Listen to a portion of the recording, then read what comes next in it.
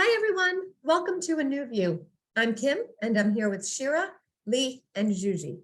We are four friends, speakers, and professionals from different cultures, backgrounds, and age groups coming together to offer healing and inspiration. We are all familiar with the quote, "Too much of anything isn't good for anyone." Well, today we are going to talk about personal development overkill. Which of you ladies would like to share first?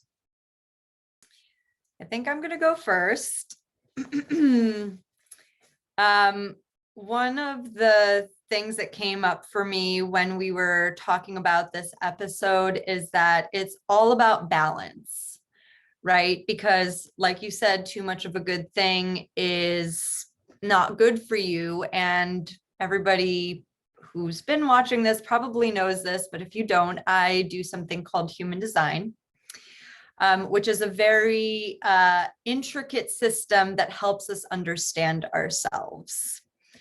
And something that I've noticed with this system is that it's very easy to get caught up in the intellectualization of it because there is so much to know, and the mind really wants to know. But it's really important, as far as I can see, to put it down sometimes and just live it.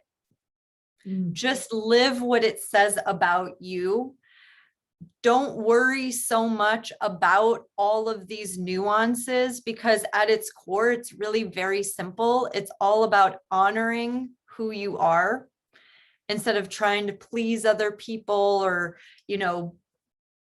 follow what other people's path is in life. It's all about following your own intuition, your own gut instinct about what it is that you need, and making decisions from a place that feels authentic to you.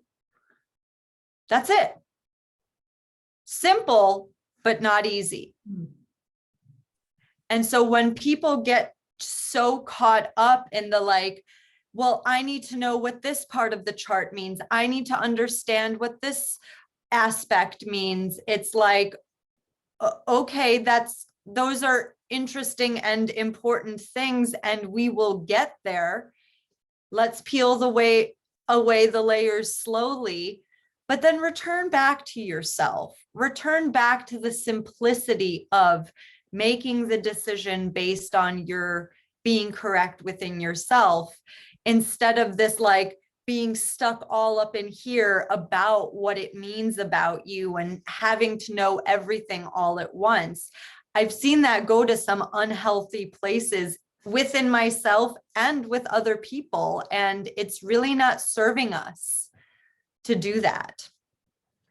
Yeah. I have a couple of friends who on the surface, when I first sort of got to know them, I was just like, oh my God, they're so spiritual and they're doing the work. But then when you realize they're almost like professional development or personal development junkies. It's like, I got to go to the workshop. I got to read the book. I got to read all of the books. Right. So, I got to watch the videos. I just got to learn all the stuff. And it's just like, but are you applying anything? Or are you just going to the things and reading all? It's all to avoid pain. It feels like, we just want to avoid pain. We want answers right now. And it's like, let it go, surrender. You don't have to be doing personal development all the time. You're fine as you are, where you are right now. Just breathe. People forget to breathe. Literally, they forget to breathe. And so it's just ironic sometimes where it's just like, I want to get better. I want to do the work. And it's just like, no, it's like, there's the Sabbath for a reason. My boyfriend and I do Shabbat, the Sabbath, every Friday night. And it reminds you to take a day off from all of the hurried craziness to just be, right? I'm sure we've all read, we're not human doings. We're human beings. Just be for a bit, just slow it all down, breathe, look around, realize you're alive, listen to your heartbeat, just breathe. I love that, Shira. As you're talking, I'm like, I like to feel myself take some deep breaths. So thank This you. meditation moment was brought to you by You know, when I first started my health journey to clear my the skin issue, I have psoriasis. I had a very strict routine. I was definitely obsessed. I was seeing results, so that was even more motivating, of course, but I was definitely, I would call it obsessed, where I'd wake up every day and I would, first I would do my morning pages because I was doing the artist way, or I would journal of some sort. And then I would go in the kitchen and make a fresh green juice. And then I would do exercise. And then I'd go get dressed and get in the shower. And the whole time I would listen to something, Tony Robbins, Abraham Hicks, somebody. And then I would go to work. And all through work, I would literally have earbuds in and be listening to I would sometimes, it would be sometimes when I was doing the work I was doing back then, it was more data entry. So I could like listen to something. And I would listen to TED Talks all day. I mean, marathon TED Talks, marathon Abraham Hicks. And then I'd get on the subway to go home. And it was always like, okay, what healthy thing am I going to cook tonight? What workshop am I going to go to tonight? What yoga class am I going to go? Like, it was just this never ending obsessive cycle of overachieving health. You know, it's like this overachiever, like it was crazy. And I have to say, the one thing that really made me realize, because I definitely, even today, that was years ago. And even today, I'll have spurts of that where I'll just get really motivated and like, okay, I'm going to get like gung ho again. But then it doesn't last long, because my biggest realization in that is I'm not fully present, like you were just talking about being, right? I'm so busy being living in my future, trying to be a better version of myself instead of just being myself right now in this moment and being present. So that was the biggest like realization. And the second one was meeting my husband, because when you're so busy and obsessive, committing all this time to this one thing, you don't have time to love. You don't have, when you love something in your life, or you love someone in your life, it could be you love your house, right? It could be you love your husband, whoever, whatever. Love takes time. You have to spend time and commit time to it. And you don't have that time if you're obsessed with whether it's hustling for a career or hustling in your health.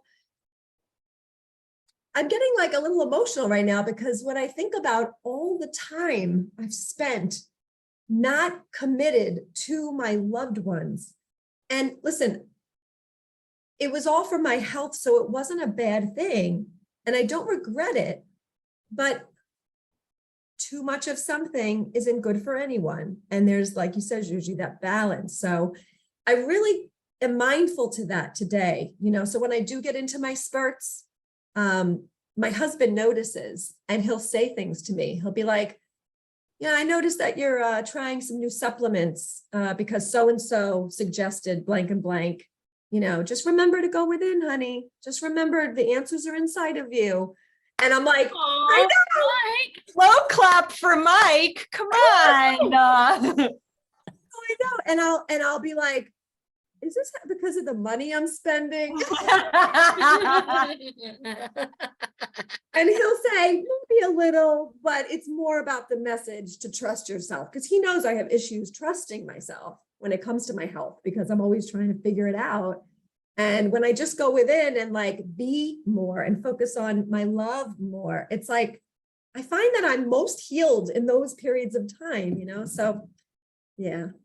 Next time, I'm making a bad joke, but next time he says go within, you can say like, I'll go within your wallet and pay for the supplements. Sorry, bad joke. Next. And you know No, what but that's he'll say? beautiful. And you know what he'll say? He'll say, yak, yak.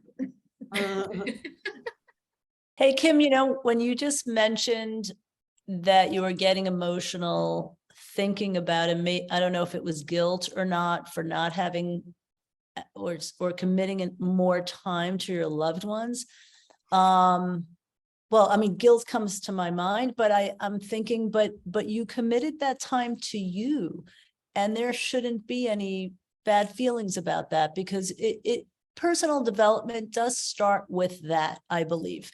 And yes, we definitely can take it into overdrive and do a little too much, but I feel like a lot of us almost we need to stumble and explore and explore and explore until we find the right things for us that we align with, that we resonate with. And I remember at the beginning of my journey in 1999, I remember I went to see a nutritionist. I had just been diagnosed with cancer. And I remember going to see my nutritionist because for years prior to that, I was wondering if my body had all the nutrients that it needed. You know, people say, take vitamin D, take vitamin this, take folate, whatever. And I'm like, how do I know what I need? So anyway, I went to see this nutritionist and everything started there. But initially I went to the extreme. This was my personal development start. And I did the journaling and I did the green juices and I went on a raw diet and I cut out the meat and the dairy and the sugar and this and then everything. I cut out so many things that made me happy too. And that was not good. But I think I needed those lessons. I needed that time. I needed that evolvement to get me to a place of where like, wait a minute, I can step back from this, or I don't need all of that. Or, you know, and even until today, journaling is just not my thing. It's just, I still once in a while, yes, I'll take a pen and I'll go and I can write, but I can't do it every day. And I don't think I'm running away from it, but I've done other things. I've done recordings, you know, and I've done things like that, but not everything is meant for us. I think we just kind of need to explore and filter things out and stay with what it is that is your own balance. And that's the other thing is like, we just need to find our own level of balance and come to this place. But I think when anyone starts a self-development journey, there's always going to be some hills and mountains to climb and things to explore and just try out before knowing what it is that is good for you. It may not be meditation. It may not be, you know, grounding. It may not be yoga. I have this one friend who in New York, who also I feel like she has gone overboard. She used to listen to podcasts probably 24/7. And any new idea that came out by any one of these gurus and self-help people, she would try.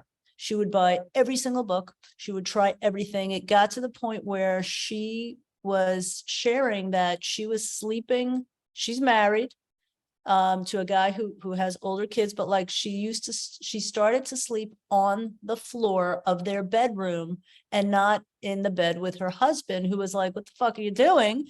And she would be like, no, but this is better for us. And it's grounding and I need to be on the floor. And it's, you know, I'm near the ground. She bought, you know, shoes that had every single individual toe separated because it's better for your feet and it's better for no, I'm telling you, like everything. She tried every mushroom coffee there is.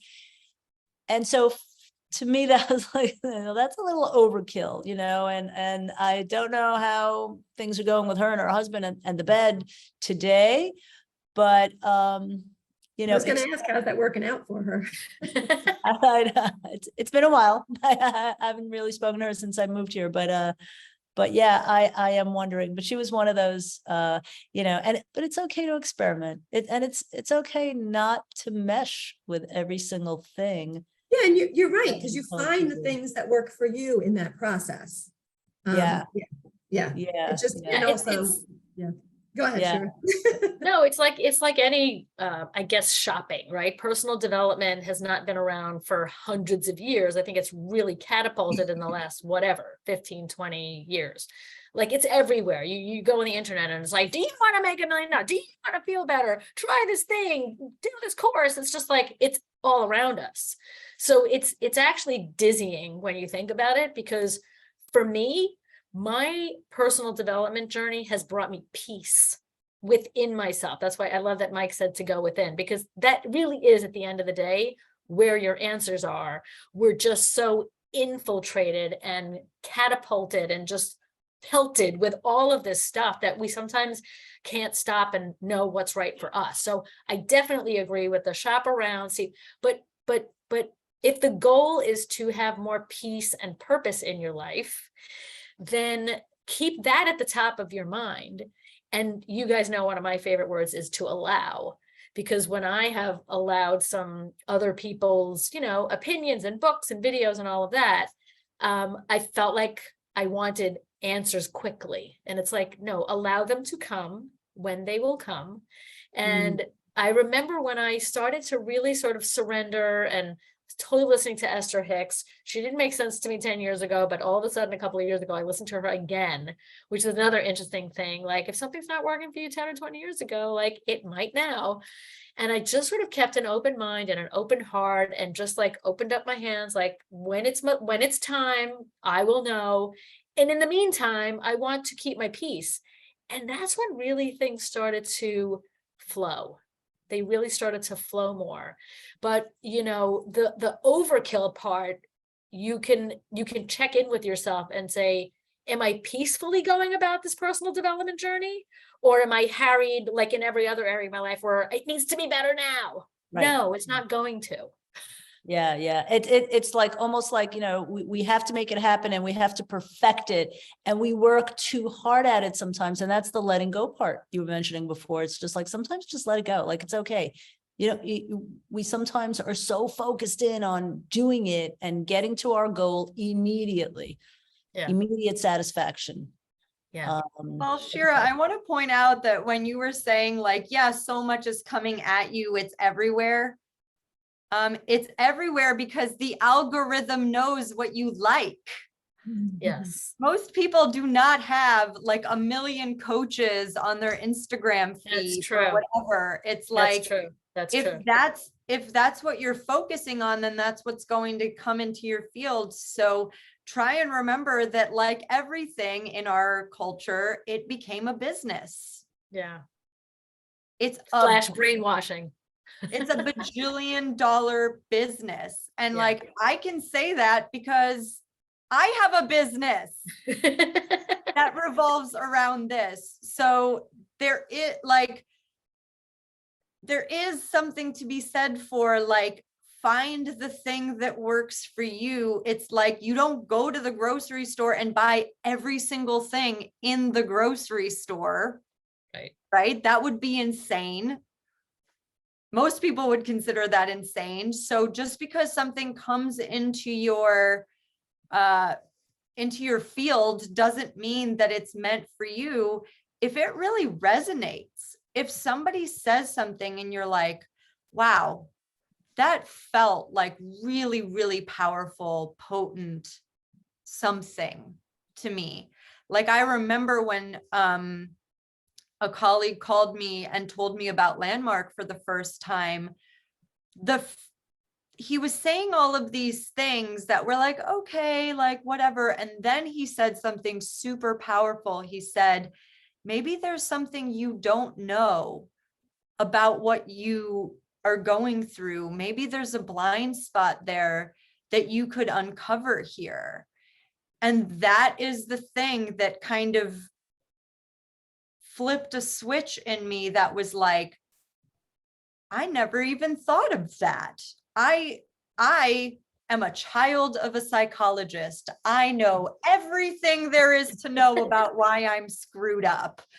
But when somebody said that to me for the first time about my blind spots, and we did an episode about this, but when somebody said something to me about that for the first time, it like touched something in me. And I couldn't unhear it. I couldn't look away. And it's been from the beginning of this journey for me, the thing that I've always paid attention to. What is the thing that I can now no longer look away from? What is the thing that I can now no longer live without? Like, sure, you can't live without meditation every single day. Right? You don't do it because like you have to. You do it because it's like breathing. Yeah. And that's when you know that it's become a part of your everyday life, where it's not like something that you have to try to do. It's something that naturally occurs for you, and it just becomes a part of your existence. That's what we call a lifestyle. It's not even just a practice, it's a lifestyle that happened. And that shift that happens within you, it never happens overnight. Never, never, never, never. So that kind of like quick fixy language that some of the stuff that's coming at you is promising, like that, I would just say those are the things to be aware of, is like, I would never promise anybody overnight anything. That's just not how this works. And I even think that Landmark has a little bit of a these 3 days and you're gonna look back 5 years later, my friends. 5 years true. later, actually, Kim and another friend of ours who also did Landmark with us just had a conversation, and she mentioned to Kim how different I am. Like Wow. how much of a difference she's seen over the last 5 years. But it's only if you look backwards can you see that difference necessarily and be like, oh, wow, I'm not reacting to things the way that I used to. I don't wake up in the middle of the night short of breath anymore, like for me, it has a lot to do also with like my physical appearance. I can see how much more relaxed my face is. And just even doing something like this 5 years ago was not something that I felt like I would be capable of. So it is important to have balance, but also to like stop and like reflect and be like, Yeah. wow, I've come a long freaking way in those 5 years. For some of you guys, it's 20 years. Like Shira from the past wouldn't have behaved this way, or like Kim from the past would have never eaten this and would have beaten herself up left, right, and center if she did, like all of these kinds of like developments, like I haven't even known you guys that long, and I feel like all of us have come such a long way. It's so amazing to think where we'll be 5 years from now, 20 years from now. I love Absolutely. that. We're going to be in amazing places. I also, a 3-day workshop, a 1-week workshop. It's not meant to really change your life in that short amount of time, but it's the tools that you take away with you that are so instrumental in the days following and the years following, for me and for you guys, that shape us. And and it depends on how fiercely we want to make some changes. And then there's also people that, do you guys know any people that like continually take these workshops and don't change so much, but they sign up for this and they sign up for that and they go away for this and then they go on a retreat and then they go to this Reiki thing and then they go on this like sound whatever healing thing. And I that's another thing to point out is like, just because you're signing up for a class and just because you went away and did this retreat, or if you know of someone who has, it doesn't mean that they're like awoke. What's the word? It doesn't mean that they are necessarily Zen or that they know what to do to get inner peace. It just could mean that they're still searching. It could mean they're still lost.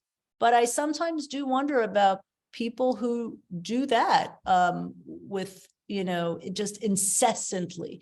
It's like, there's something not right about that. Like, why are you going to like 5 different retreats and workshops every single year for the last 20 years? It's like, what? I don't know. There's something. There's a term for this, actually. I didn't mean to cut There you is? off, but it's called spiritual bypassing. I've Wow. never heard of that. I guess that's a separate episode, but like Write it down. it totally could be. I swear that it Yeah. is, because I feel like that does end up becoming a shield. It's like Yeah. this episode is really about like the overkill of doing too many things at once and expecting it to have these overnight effects, and like not really having the balance of like, I have to have my green juice and I must be there, like, or else I'm going to beat myself up internally. I feel like spiritual bypassing is more like, well, I'm like going through the motions of the things that I know, like intellectually are here to help, but there's no real integration of the things that you learn. And that's what I feel takes the longest, is Yes. integrating these things. So there actually should be pauses in between, because the integration process is the most important. Right. Yes. It's like Yeah. you can learn all of these tools intellectually, but like Right.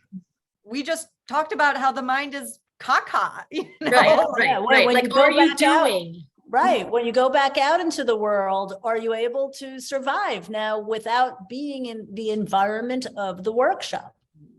You know, And how have those tools, have you seen your growth?